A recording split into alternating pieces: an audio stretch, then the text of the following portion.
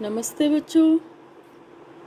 आज आपका जो टॉपिक हमने पढ़ना है वो है द्रव्य का वर्गीकरण। द्रव्य का वर्गीकरण पढ़ने से पहले आपको कुछ बेसिक बातें आज बताते हैं जिन शब्दों का बार बार हम प्रयोग करेंगे उनके बारे में आपको बताते हैं। उसके बाद हम इस टॉपिक को लेकर के चलेंगे। तो इनको समझने के लिए सबसे पहले आप देखिए कि किस किस की हम बात करेंगे।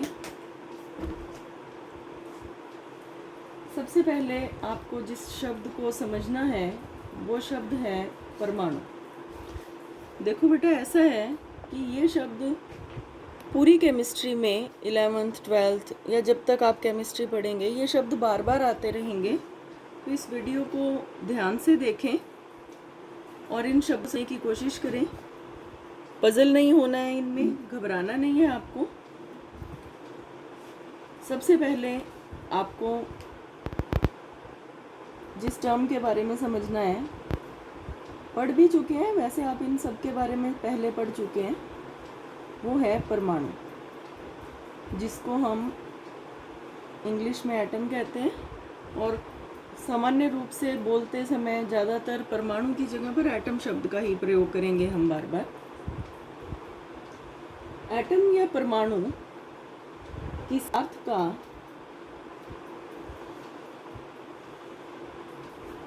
किसी पदार्थ का वह सूक्ष्मतम कण है। सूक्ष्मतम का मतलब सबसे छोटा कण है जो सामान्य रूप से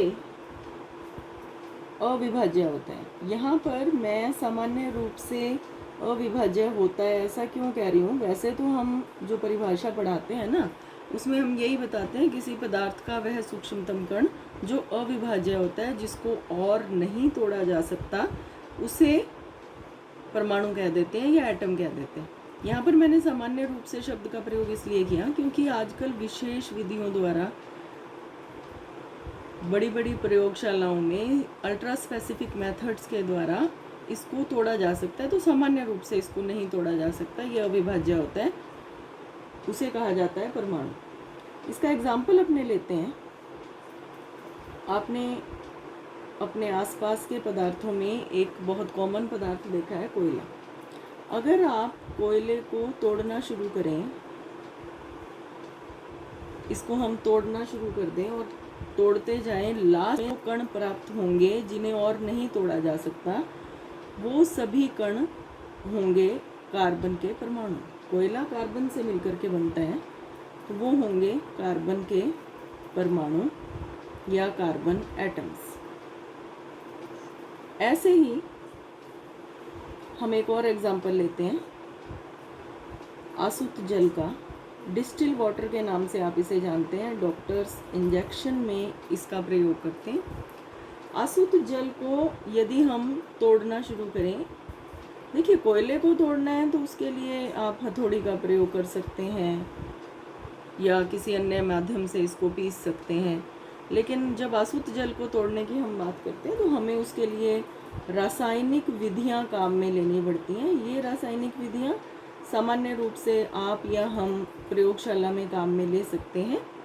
जल अपघटन आपने पढ़ा है छोटी कक्षाओं में, जल का विद्युत अपघटन, तो वो रासायनिक विधियां ही होती हैं। तो रासायनिक विधियों के द्वारा अगर आप आसुत जल को तोड़ना शुरू करेंगे तो आपको लास्ट में, बिल्कुल एंड में, जो कण प्राप्त होंगे वो ये कण होंगे, कुछ हाइड्रोजन के कण परमाणु और कुछ ऑक्सीजन के परमाणु। तो ये हुए हाइड्रोजन परमाणु और ये हुए ऑक्सीजन परमाणु, जिन्हें हम और नहीं तोड़ सकते।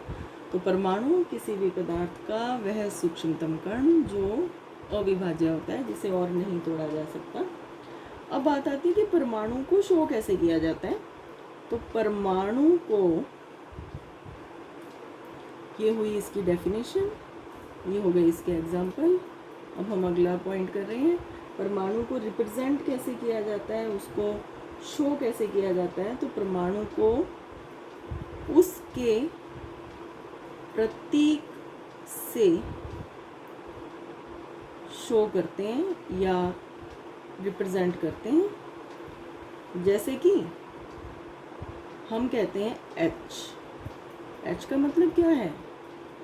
हाइड्रोजन परमाणु। जहाँ कहीं H लिखा देखेंगे उसका मतलब होगा हाइड्रोजन परमाणु।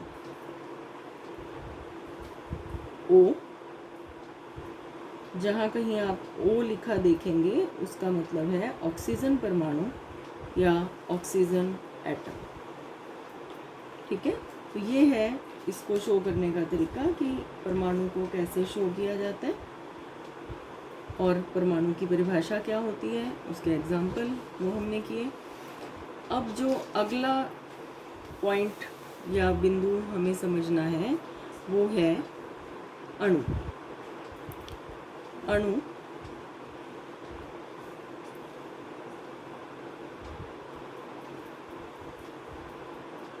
जिसको इंग्लिश में कहते हैं मॉलिक्यूल। इस शब्द का हम फ्रिक्वेंटली प्रयोग करेंगे, बार बार बोलेंगे हम इसे, मॉलिक्यूल। मॉलिक्यूल या अणु किसी पदार्थ का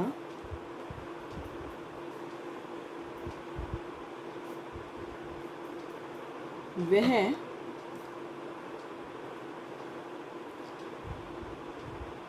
सूक्ष्मतम कण जो स्वतंत्र रह सकता है। यहाँ आप यह समझें कि परमाणु स्वतंत्र नहीं रहते। परमाणु सदैव अणुओं के रूप में रहते हैं, वो कभी भी स्वतंत्र या अकेले नहीं रहते।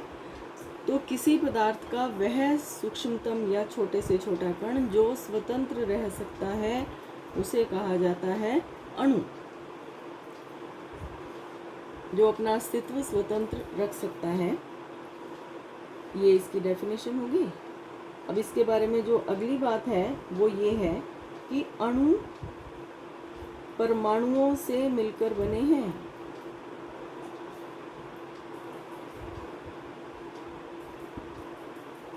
अणु परमाणुओं से मिलकर बने होते हैं और एक अणु में उपस्थित परमाणुओं की संख्या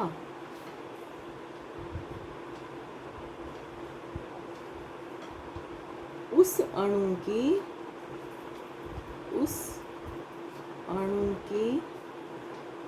परमाणुकता, जिसको हम इंग्लिश में कहते हैं एटॉमिसिटी, कहलाती है।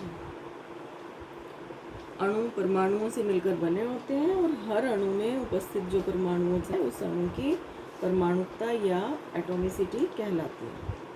अब इसके एग्जाम्पल देखते हैं। फॉर एग्जाम्पल, इसका जो फर्स्ट एग्जाम्पल है वो मैं ले रही हूँ हीलियम अणु। हीलियम एक गैस है, बहुत कम मात्रा में हमारे वातावरण में पाई जाती है, गैस के गुब्बारों में थोड़ी सी मात्रा में भरी जाती है। तो हीलियम अणु की जगह हम लिखते हैं एक बार हीलियम गैस। हीलियम गैस का सूक्ष्मतम कण, आपके पास एक हीलियम गैस से भरा हुआ मान लीजिए सिलेंडर है, गैस जार है जिसमें हीलियम गैस भरी है, उसका सूक्ष्मतम कण जो स्वतंत्र रह सकता है, बार बार वही बात आ रही है,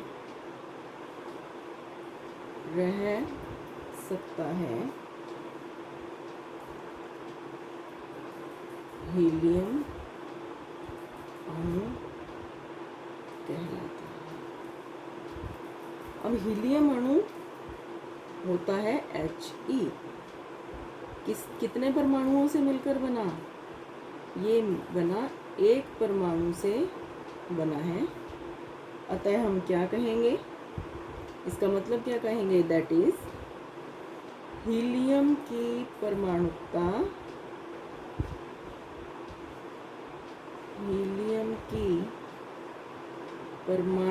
बराबर 1। हीलियम की परमाणुकता कितनी हो गई? 1। ठीक है, अब आगे देखें।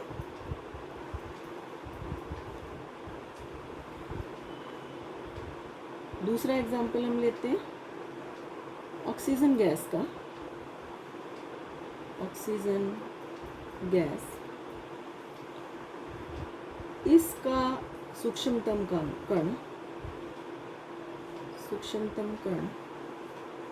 जो स्वतंत्र रह सकता है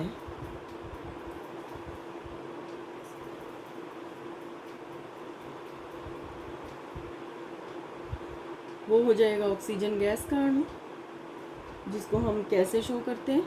एक बात और है, अगर आप बच्चे इसके नोट्स लेना चाहते हैं तो आप वीडियो पॉज करके स्क्रीनशॉट ले सकते हैं, या वीडियो पॉज करके नोट कर सकते हैं, या इसके स्क्रीनशॉट्स ले सकते हैं, वो आपकी इच्छा है, आप इसको किस हिसाब से कर पाते हैं। इसको हम ऑक्सीजन को, जो ऑक्सीजन गैस है उसको हम शो करते हैं इस प्रकार से, O2। ये कितने परमाणुओं से मिलकर बना? 2 ऑक्सीजन परमाणु से बना। ऐसे शो कर देते हैं, ये एक ऑक्सीजन परमाणु और दूसरा ऑक्सीजन परमाणु। ठीक है, और इसका मतलब क्या हुआ, दैट इज ऑक्सीजन गैस में परमाणुकता कितनी हुई? ऑक्सीजन गैस की परमाणुकता कितनी हुई? बराबर 2। एक और एग्जांपल लेते हैं ओजोन गैस का।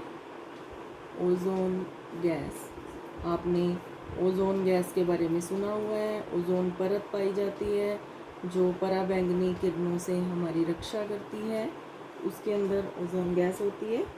तो ओजोन गैस का जो सूक्ष्मतम कण होगा जो स्वतंत्र रह सकता है, ओजोन गैस का सूक्ष्मतम कण जो स्वतंत्र रह सकता है वो कैसा है? वो होगा O3। कितने परमाणुओं से मिलकर बना? 3 परमाणु। 3 परमाणु किसके? ऑक्सीजन के। ऑक्सीजन के 3 परमाणु, दैट इज ओजोन गैस की एटॉमिसिटी या परमाणुकता कितनी हुई? परमाणुकता हो गई 3। तो इस प्रकार से अणुओं की परमाणुकता हमें मिल जाती है। ये तो वे अणु हुए जो एक ही परमाणुओं से मिलकर बने हैं, एक ही प्रकार के परमाणुओं से मिलकर बने हैं। अब हम इसमें एक और एग्जाम्पल लेते हैं, चौथा एग्जाम्पल जल का। जल, पानी, वाटर, आप इसे किसे बोलते हैं।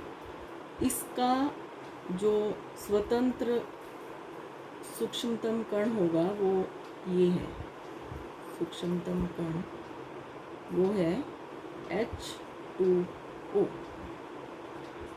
H2O का मतलब क्या है? ये जो ओजोन था वो इस प्रकार से था, एक ऑक्सीजन अणु, दूसरा ऑक्सीजन अणु, तीसरा ऑक्सीजन अणु। H2O में एक ऑक्सीजन अणु होगा, ये 2 होंगे हाइड्रोजन अणु। ये ऑक्सीजन है, ये हाइड्रोजन है और ये हाइड्रोजन परमाणु है, सॉरी। एक ऑक्सीजन परमाणु, दूसरा हाइड्रोजन परमाणु और ये तीसरा है हाइड्रोजन परमाणु। 2 हाइड्रोजन परमाणु है इसमें और एक ऑक्सीजन परमाणु है। ओजोन में 3 ऑक्सीजन परमाणु थे। तो इसमें ये किस किस से मिलकर बना, इसको हम यहाँ लिख लेते हैं। ऑक्सीजन एटम और 2 हाइड्रोजन एटम से बना, दैट इज जल की परमाणुकता कितनी हो गई, 3। तो अणु परमाणुओं से मिलकर बने हैं। एक अणु में जितने परमाणु होंगे वो उसकी परमाणुकता कहलाएगी। जितने भी आपको नज़र आ रहे हैं, जल में 3 नज़र आ रहे हैं तो 3, इसकी परमाणुकता 3 हो गई, ऑक्सीजन की 3 हो गई। अब आगे आपको जो समझना है वो टॉपिक है तत्व। तत्व जिसे हम एलिमेंट भी कहते हैं, तत्व एलिमेंट।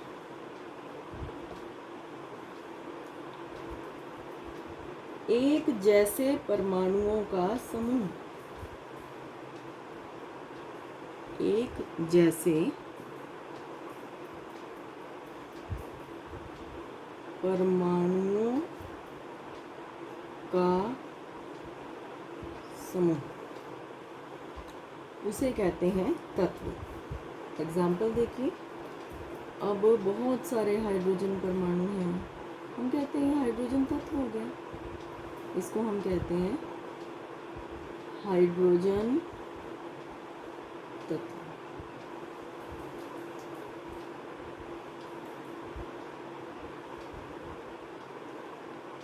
तत्व का कोई भी भौतिक अस्तित्व नहीं होता।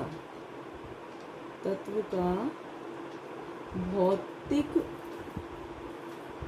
अस्तित्व नहीं होता। भौतिक अस्तित्व का मतलब होता है कि हम इसको दिखा नहीं सकते। ये एक डायरी है, ये इसका भौतिक अस्तित्व है। ये पेन है, इसका भौतिक अस्तित्व है। टेबल है, इसका भौतिक अस्तित्व है। तो भौतिक अस्तित्व मतलब जिन चीज़ें को आप छू सकते हैं, देख सकते हैं, आपके सामने हैं, वो उनको भौतिक अस्तित्व कहते हैं। तत्व का कोई भौतिक अस्तित्व नहीं होता। भौतिक अस्तित्व तो होता है परमाणुओं का। तत्व तो एक डेफिनेशन है। जब हम कह दें कि आवर्त सारणी में 118 तत्व हैं, आवर्त सारणी आगे आप पढ़ेंगे, आवर्त सारणी में 118 तत्व हैं और प्रत्येक अपने अपने परमाणुओं से मिलकर बना है। हाइड्रोजन तत्व हाइड्रोजन के परमाणुओं से मिलकर बना है। ऑक्सीजन तत्व है, ऑक्सीजन के परमाणुओं से मिलकर बना है। कार्बन तत्व है, कार्बन के परमाणुओं से मिलकर बना है। अगर हमें कोई ये कह दे कि हाइड्रोजन तत्व को यहाँ रखो, तो हम तत्व को नहीं रख सकते। हम हाइड्रोजन का एक परमाणु दिखा भी सकते हैं, सूक्ष्मदर्शी से देख भी सकते हैं और उसको रख भी सकते हैं। तो अस्तित्व किसका होगा, भौतिक अस्तित्व किसका होता है, परमाणु का होता है। अगर हमें कहे कि आप ऑक्सीजन तत्व सामने रखो, तो हम ऑक्सीजन तत्व को सामने नहीं रख सकते। हम ऑक्सीजन गैस का एक अणु O2 के रूप में अलग कर सकते हैं, ओजोन गैस का अणु O3 के रूप में अलग कर सकते हैं। दोनों ऑक्सीजन तत्व से बने हैं, लेकिन हम उनको तत्व का कोई भी भौतिक अस्तित्व प्रदर्शित नहीं कर सकते। उसको परमाणुओं के द्वारा चित किया जाता है, परमाणुओं के रूप में उसको दर्शाया जाता है। बहुत सारे तत्व हैं जो अपने अपने परमाणुओं द्वारा शो किए जाते हैं। आगे है यौगिक, कंपाउंड।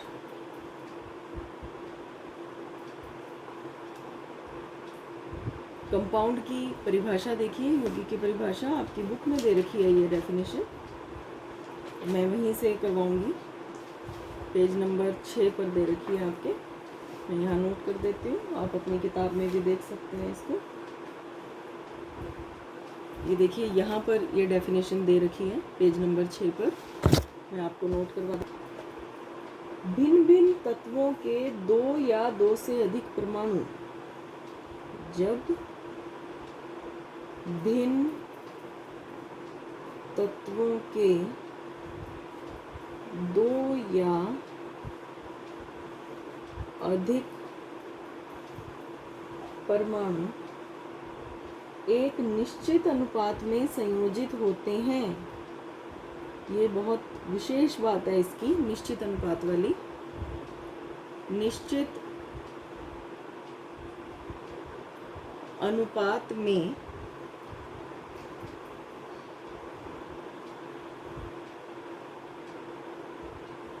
संयोजित होते हैं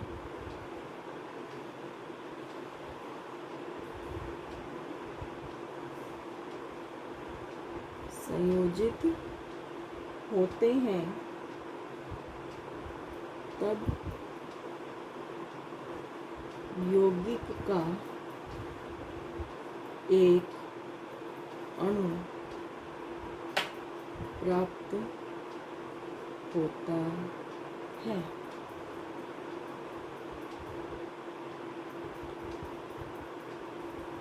तो ये है यौगिक की डेफिनेशन। जब भिन्न तत्वों के दो या अधिक परमाणु निश्चित अनुपात में एक दूसरे से जुड़ जाते हैं तब हम कहते हैं कि यौगिक का एक अणु प्राप्त होता है। इसका एग्जाम्पल लेते हैं। फॉर एग्जाम्पल जल। इसको लिखते हैं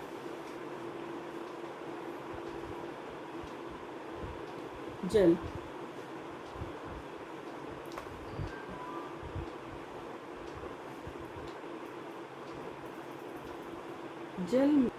जल में दो हाइड्रोजन परमाणु एवं एक ऑक्सीजन परमाणु योग कर एक अणु बनाते हैं।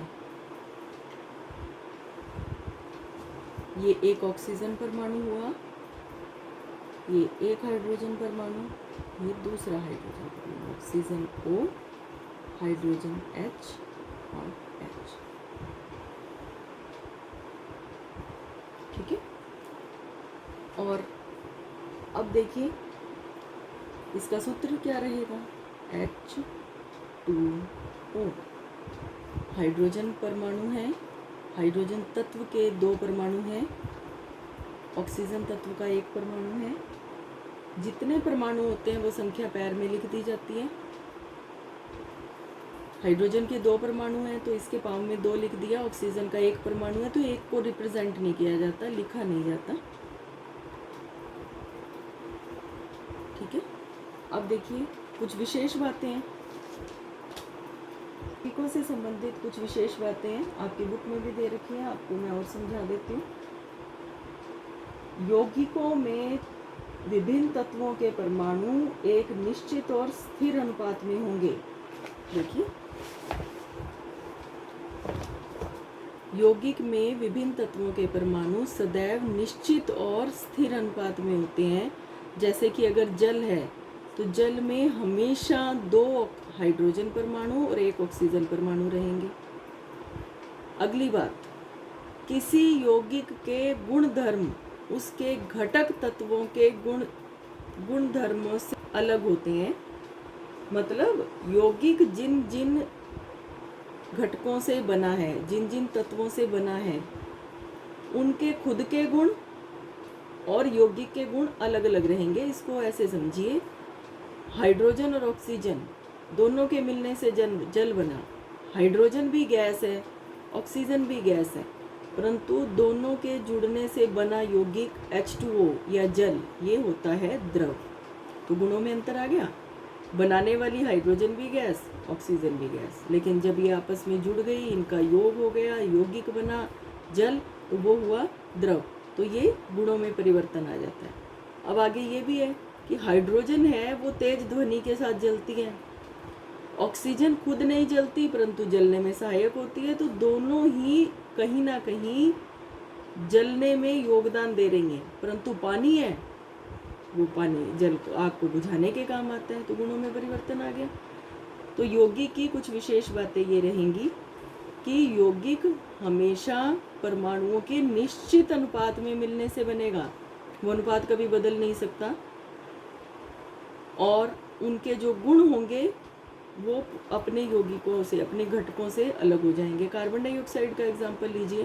कार्बन डाइऑक्साइड गैस जो आप श्वास के द्वारा बाहर निकालते हैं, इसमें एक कार्बन परमाणु है और 2 ऑक्सीजन परमाणु है। तो सदैव एक कार्बन और 2 ऑक्सीजन परमाणुओं के जुड़ने से ही कार्बन डाइऑक्साइड का एक अणु बनेगा। ये निश्चित अनुपात में रहते हैं। अब और देखिए, जैसे हमने तत्व के बारे में बात की थी कि तत्व का कोई भौतिक अस्तित्व नहीं होता, उसी प्रकार से इसका यौगिक का भी कोई भौतिक अस्तित्व नहीं होता।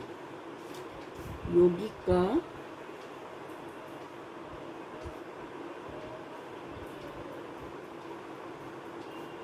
भौतिक अस्तित्व नहीं होता। अब आप कहोगे जी जल है, इसका भौतिक अस्तित्व है, तो जल तो यौगिक का एक एग्जाम्पल हुआ ना। ऐसे ही बहुत सारे एग्जाम्पल होंगे यौगिक के। जल है, कार्बन डाइऑक्साइड है, अमोनिया है, और एग्जाम्पल हम देखिए यहाँ लिख देते हैं, कार्बन डाइऑक्साइड, अमोनिया, ये इनके यौगिक के एग्जाम्पल हैं। तो हम इसको अणुओं के रूप में प्रदर्शित कर सकते हैं। ये जल का एक अणु हुआ जो स्वतंत्र अस्तित्व में रह सकता है। ये कार्बन डाइऑक्साइड गैस का एक अणु हुआ जो स्वतंत्र रह सकता है। ये अमोनिया का एक अणु हुआ। तो हम इसके एग्जाम्पल ले सकते हैं और जो इसके एग्जाम्पल है उनके अणुओं के द्वारा इसको प्रदर्शित कर सकते हैं। लेकिन यौगिक का स्वयं का कोई भौतिक अस्तित्व नहीं होता। इसके एग्जाम्पल हमें कई मिलते हैं। जैसे अब हम कहते हैं कि खिलाड़ी, अब खिलाड़ी शब्द को हम कहें कि यहाँ पर खिलाड़ी रखिए, तो खिलाड़ी नहीं रख सकते। विराट कोहली एक एग्जाम्पल हो गया खिलाड़ी, सचिन तेंदुलकर एक एग्जाम्पल है, साइना नेहवाल एक एग्जाम्पल है। तो भौतिक अस्तित्व यौगिक का नहीं है, यौगिक के एग्जाम्पल हैं जिनको हम अणुओं के रूप में प्रदर्शित करते हैं। ऐसे ही तत्व है, तत्व के एग्जाम्पल हम लेते हैं जिसको हम परमाणुओं के रूप में प्रदर्शित करते हैं। तो यौगिक को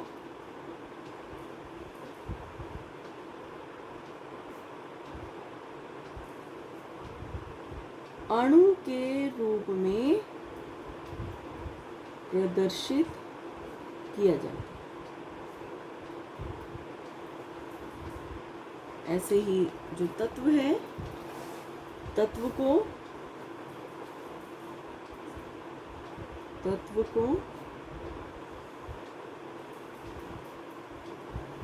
परमाणु के रूप में प्रदर्शित किया जाता है। तो ये हुए बेसिक कुछ बातें हुई, कंसेप्ट हुए, जो आपको आने वाले टाइम पर या जो हम नेक्स्ट वीडियो करेंगे द्रव्य का वर्गीकरण, उनमें ये शब्द आपके बार बार आएंगे। अब ये थोड़े से बच्चे इसमें कॉम्प्लिकेटेड रहते हैं इसको समझने में, तो आप इस वीडियो को बार बार देखें और आगे आने वाले पाठों में जब जब इन शब्दों का प्रयोग होगा, आपको जो भी कन्फ्यूज़न होता है, आप इस वीडियो को देख करके उस कन्फ्यूज़न को दूर कर सकते हैं, या आप चाहें तो मुझसे बात भी कर सकते हैं। लेकिन एक ही बार में हो सकता है आपको नहीं समझ में आए इन सब का डिफरेंस, लेकिन जैसे जैसे हम आगे बढ़ेंगे, इनके एग्जाम्पल करेंगे, तो आपको इन सब के डिफरेंस समझ में आने शुरू हो जाएंगे।